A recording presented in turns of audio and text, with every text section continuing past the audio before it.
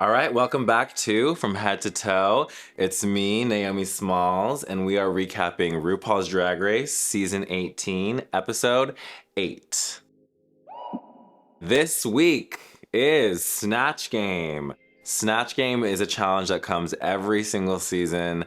I feel like this is historically the time in the competition that people like to think we are separating the queens from the girls. I love that this week's runway is semi-celebrity themed. I think that having a award show, red carpet theme for the runway after Snatch Game just makes the episode have a through storyline. It just harmoniously, is that the right word? Just say talk.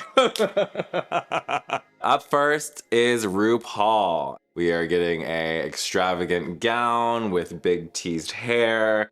I love this. When I think of RuPaul, this is the silhouette I think of. I love this square sequin, rectangular sequin gown. I like that everything is placed on a diagonal, nothing is straight across, and it opens up her décolletage. I love this like yellow, it's like that like citrine earring. Having that yellow reads so well with this green. It's not too John Deere.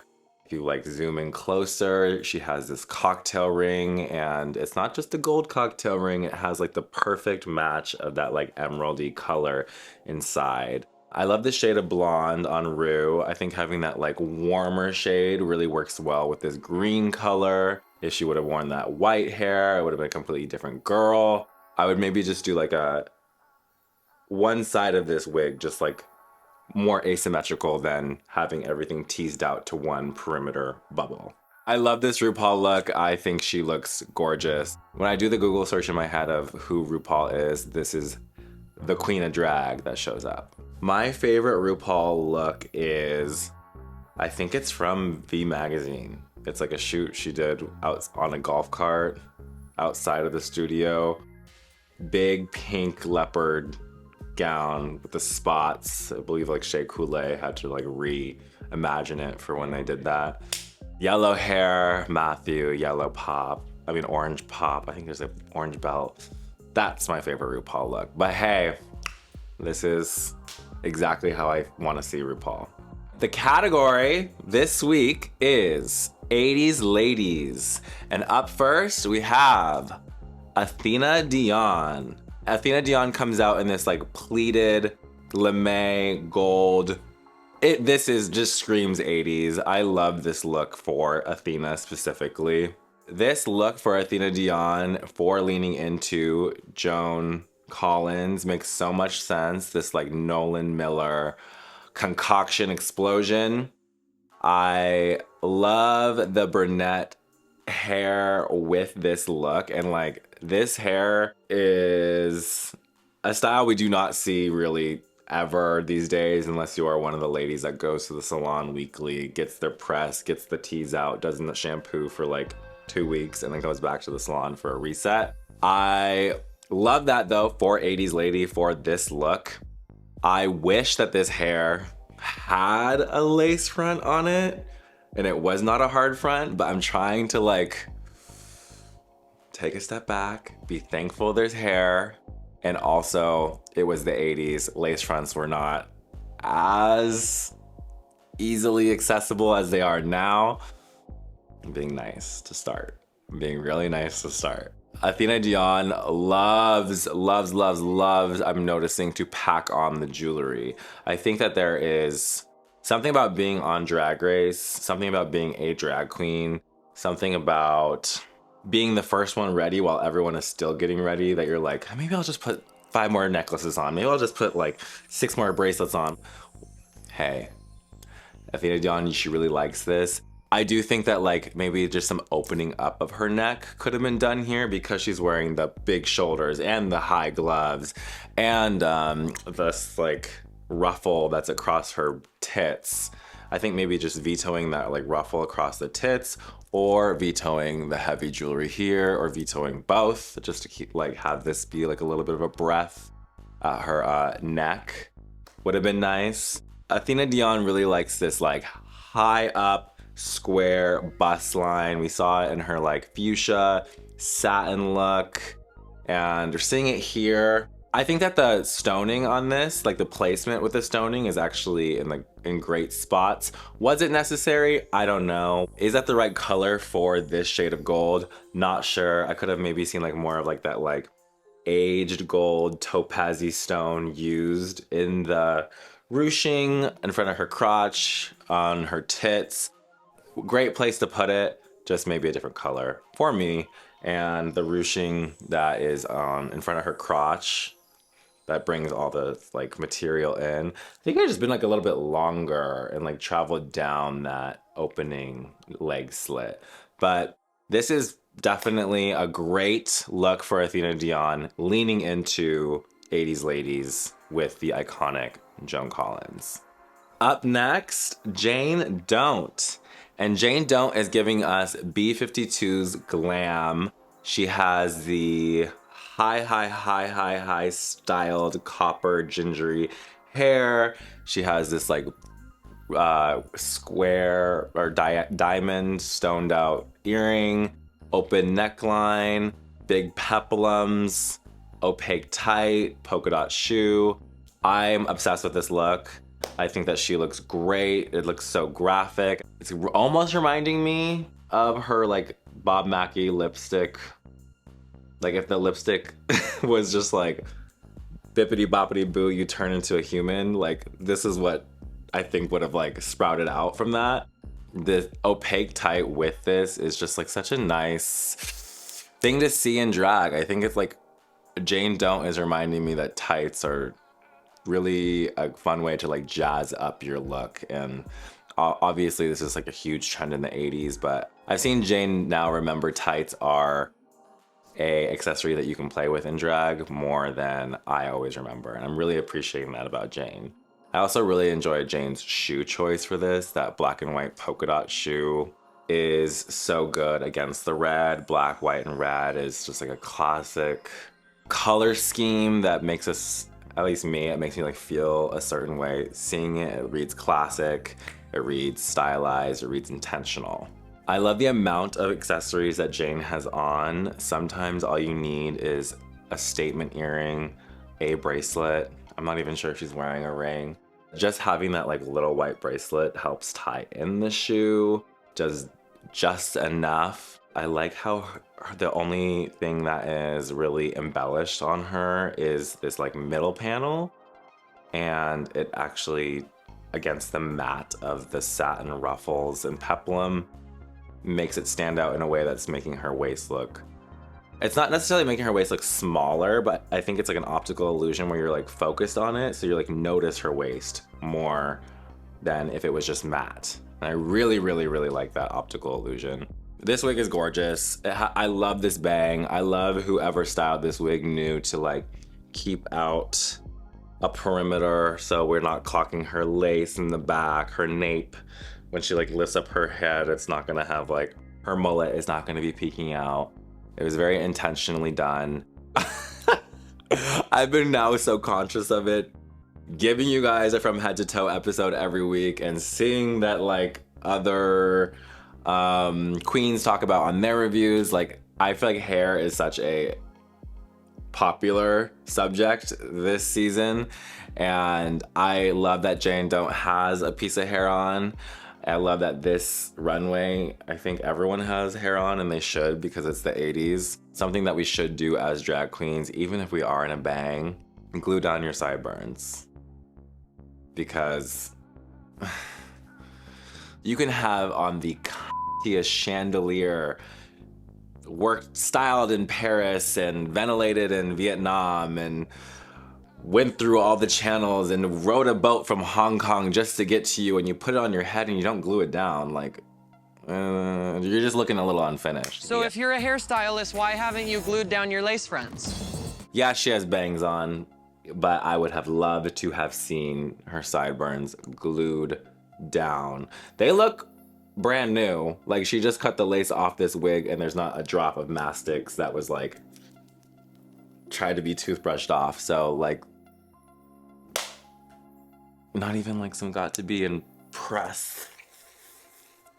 Like, you don't have to do the whole blocking and mask fixing and alcohol wiping, but like just some sort of perimeter security for when you're walking down the runway on RuPaul's Drag Race wearing a wig. Hopefully that's all I have to say about wigs. Next, Mia Starr. And Mia Starr is doing a full Prince, leaning into Prince look. Wait, what was the theme again? Oh, 80s. Oh, 80s ladies. 80s ladies Prince. Okay.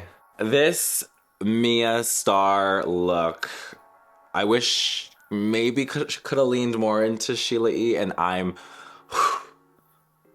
am I so old school that when I think of 80s lady, I don't think of Prince, a man? Shoot me. Controversial. But I love dipping your toe into Prince's wardrobe for this category. Totally understand it. I've done it myself. I think that this Mia Starr look is giving me almost a little Ren Fair adjacent with the brocade and the mix of the satin, but then with the mix of the spandex, and then having that like loofah style like ruffle, which I guess isn't very Ren Fair either, but I think that the hair is what is really like throwing me the most.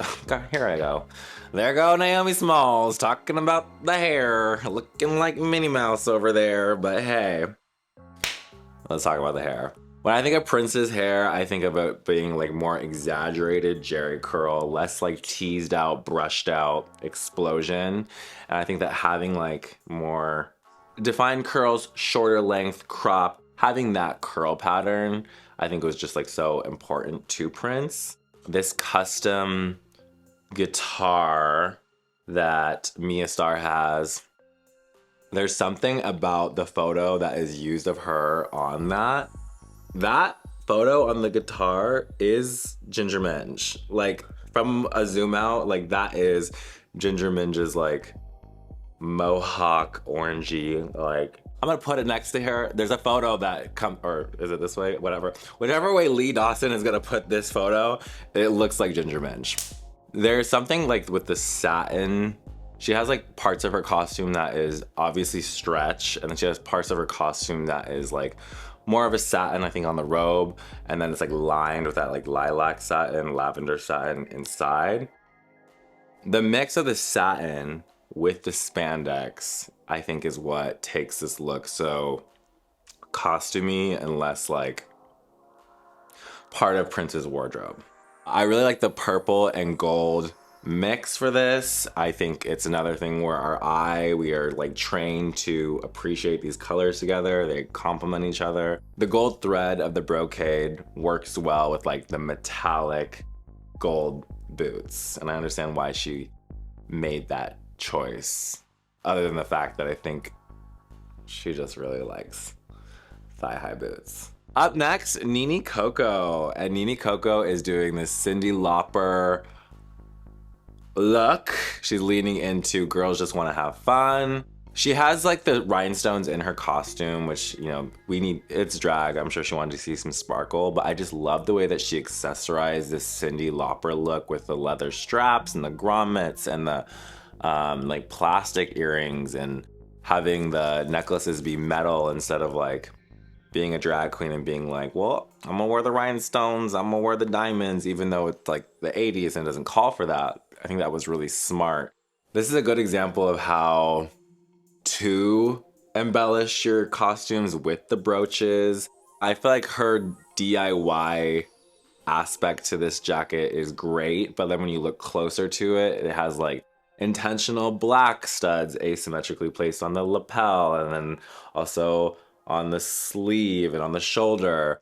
And then there's like some crazy like airbrushing happening to like give this like that aged kind of like splatter paint look on the blazer.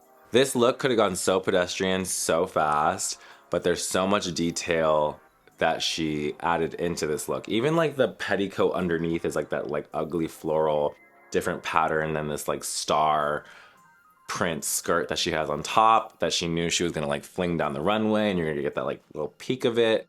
I like that she has this lavender tights, but there's like these like airbrush spray paint moments happening. I'm guessing she customized that white pump with the like zebra stripes, and when they put the side by side of Cindy and NINI walking down the runway, that was just like, you're getting it from head to toe, and we love that, obviously. This wig on NINI COCO is a great way to give a modern update, I think, to Cyndi Lauper's hair. Maybe not even a modern update, but a NINI COCO update to her hair. I feel like back when NINI COCO had a wig on for the frog, whoever, I'm guessing, styled that wig, styled this wig, because I'm seeing these really cool intricate curls and waves and C's and S's around on this wig. I like that it's like this like asymmetrical like bob on one side and then the explosion on the other side. I like that there's a lot of dimension in this ginger hair color. It's not just like flat ginger. I think that just like adds to like the fiery wildness that like we know Cyndi Lauper as. It's really interesting to see NINI COCO on the runway. I believe this is the first time we're seeing it, besides like a mini challenge or whatnot, without that like custom eyelash addition, which it's crazy how just that like one little plume with a little doodad on top of it can like take her to, or way less normcore. I don't know how to say that about her makeup, but there's something more classic drag without just that little, but I do like that little.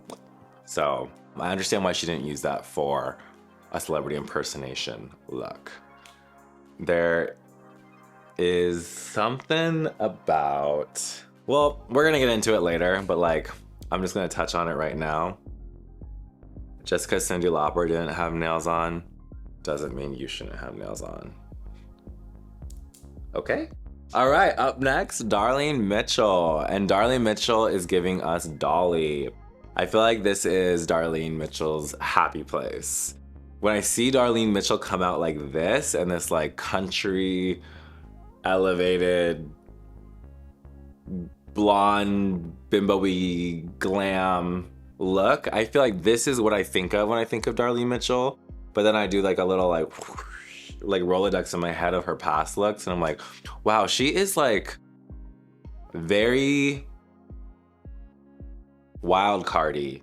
Yeah, how did we get like the X-ray girl and then we're getting this girl? It's Dolly, it's classic. Judges love Dolly, the world loves Dolly. Who the fuck doesn't love Dolly Parton?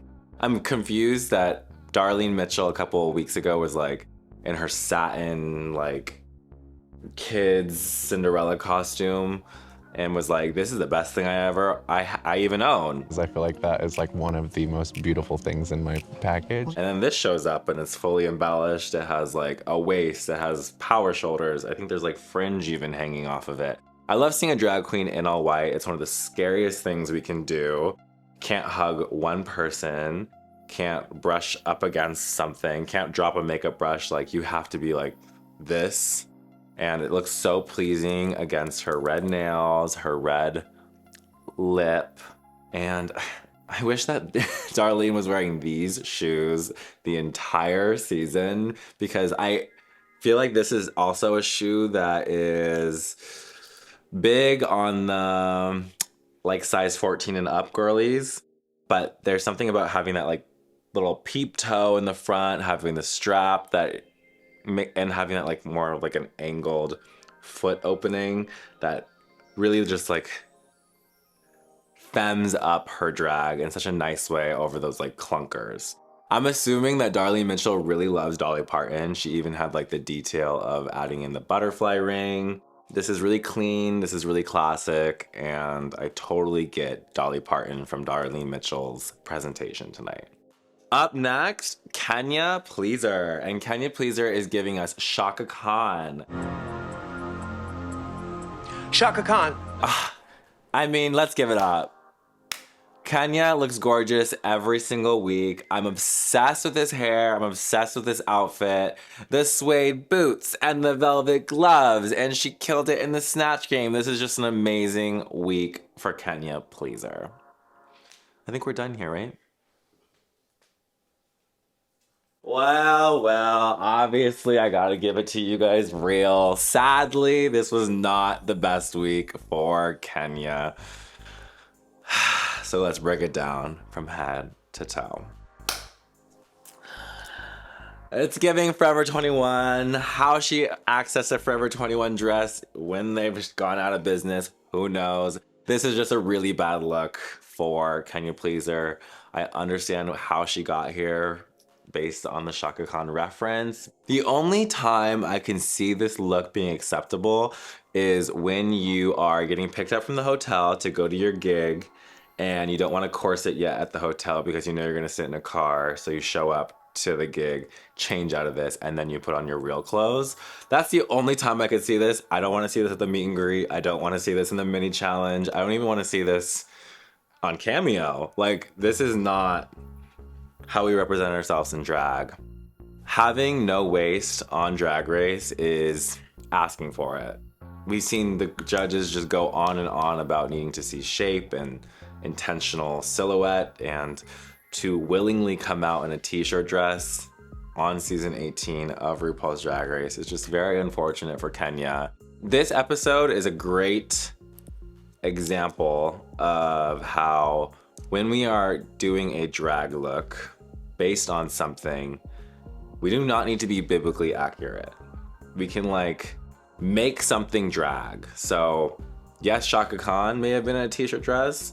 You don't need to be in a t-shirt dress. You can like be in the dress, give it a waist. This hair, very Chaka Khan. This is probably 2 wigs. It probably could have had 4.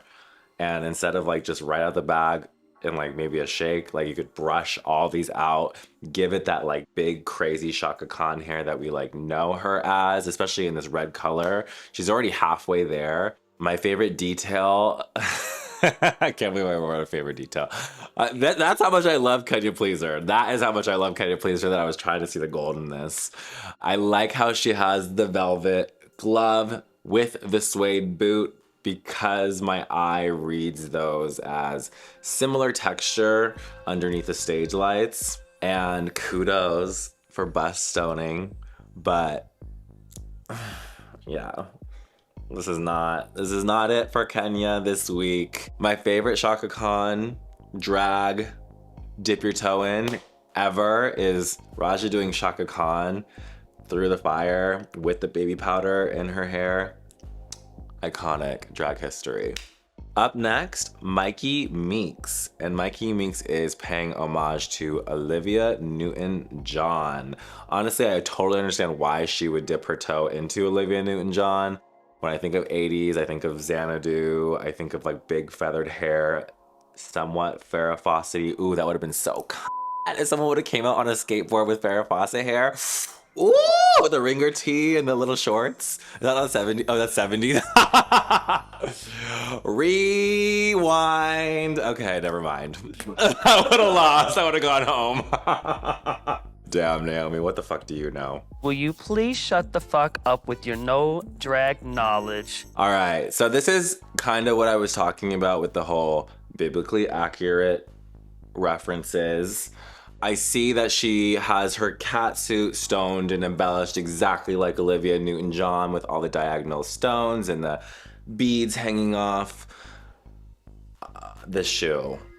I'd rather be on my tiptoes with the cramp, with the Charlie horse doing this and stay on tiptoes the entire time, because these Debbies, they work for nobody. Maybe underneath a full-length gown these would work, but we do not need to see these. They also do nothing for your arch. They're not doing anything for your posture. And MYKI, you know better than that. You know damn better than that to come out in these.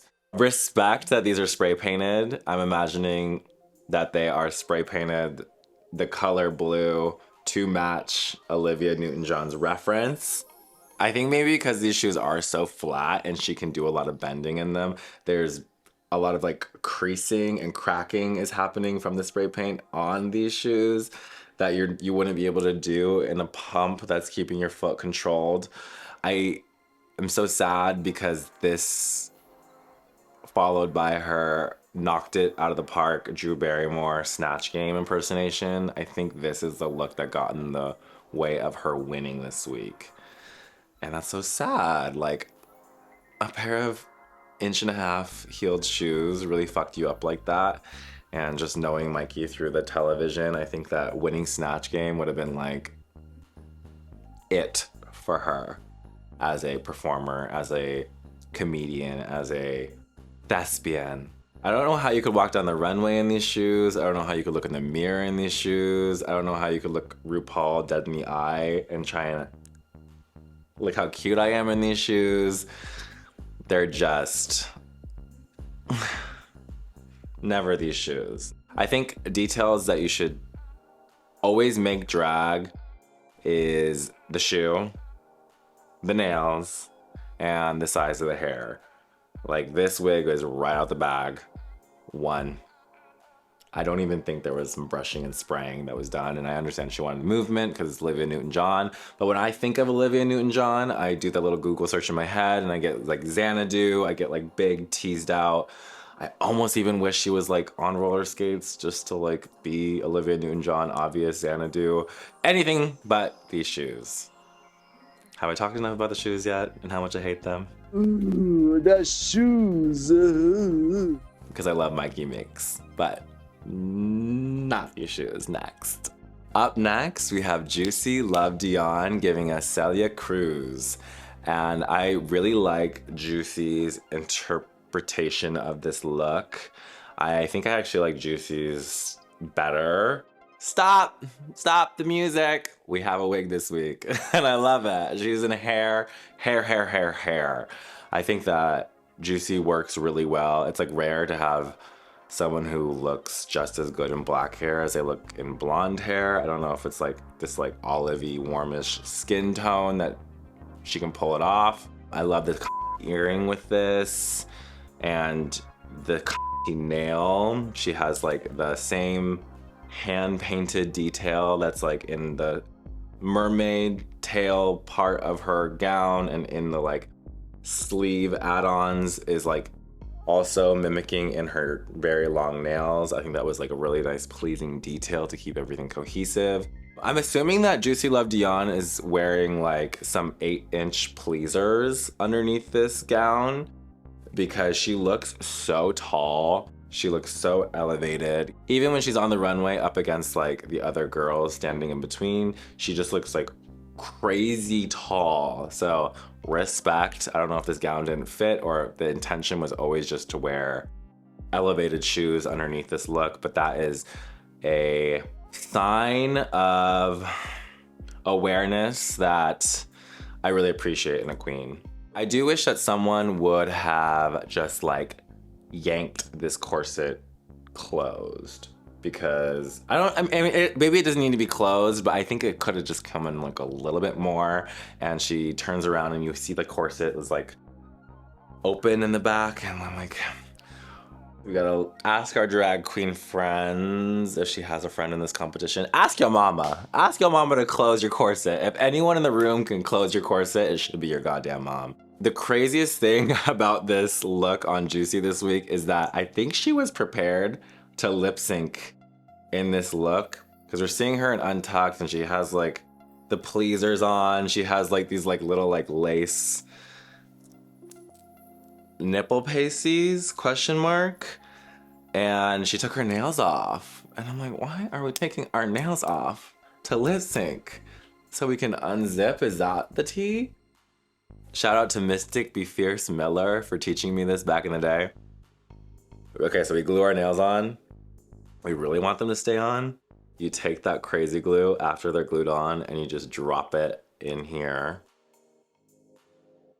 just for that extra level of protection. So that way you can like open or like that way you can open things, unsnap things, zip things. There's a more likely chance that your nails are gonna stay on. And we're drag queens. We always want to have appendages, especially when we're lip syncing and trying to distract and do all the ooh ah ah. So like, this is also coming from someone who doesn't somersault and backflip and round off and all that jazz. So maybe that's why she took her nails off, but like, even then, maybe you don't need to be doing all that.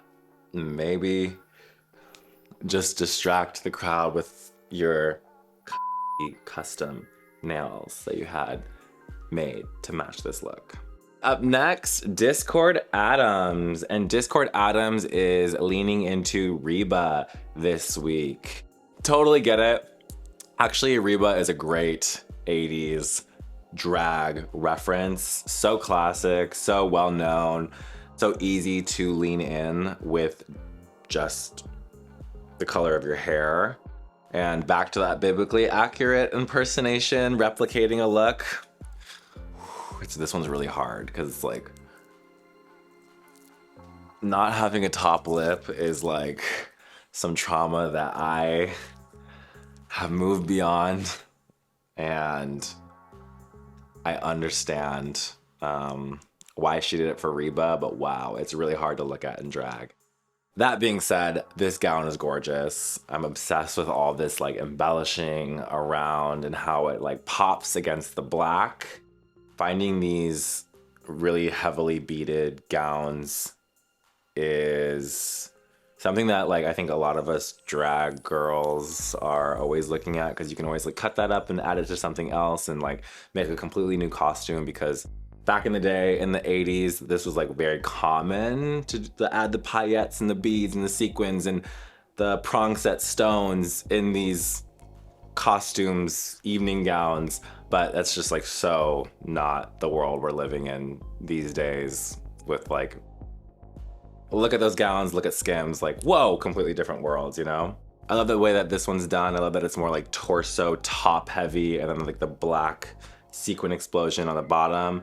I'm not sure if she just like Frankensteined this and put them together, but totally reads Reba, totally gives me the reference.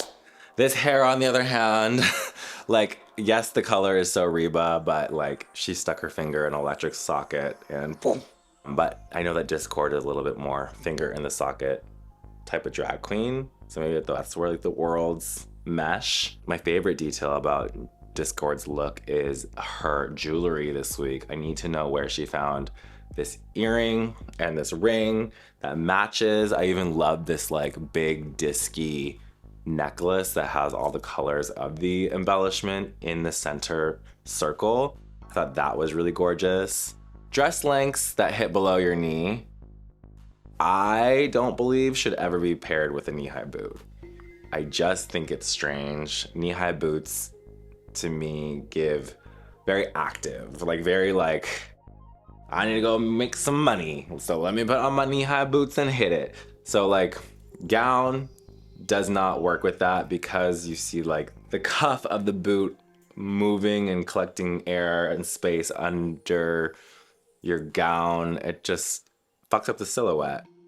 Yeah, not my favorite shoe on Discord, but at least she tried to embellish it with the tone to tie in the gold on the bottom. Just not that boot. Please, no more boots and gowns. And never this lip again. I get it, but never this lip again. All right, my best look of the week is Jane Don't. And Jane Don't, I just love this look. It's so clean. I love the black, white, and red. I love this for her package. I feel like she did just enough for this category. Didn't need to like make sure it was super crazy embellished. She just let the fabric do a lot of the work. Yeah, Jane Don't, fun, simple, chic, not too much, just enough, and killed it this week. And my best shoe of the week goes to, never thought I'd say this out loud this season, Darlene Mitchell. I love this shoe. I think it makes so much sense for a 6 foot and up Dolly Parton impersonator. And my best hair of the week, it's gonna have to go to NINI COCO. NINI COCO, this like asymmetrical Cyndi Lauper gingery, fiery blend happening with the asymmetrical over with the really just like fresh, good waves in it, but not like nothing too like spirally. Everything's brushed out just enough. Leans into the 80s, and NINI COCO killed it this week. All right, and that was all the looks from episode 8 of RuPaul's Drag Race season 18.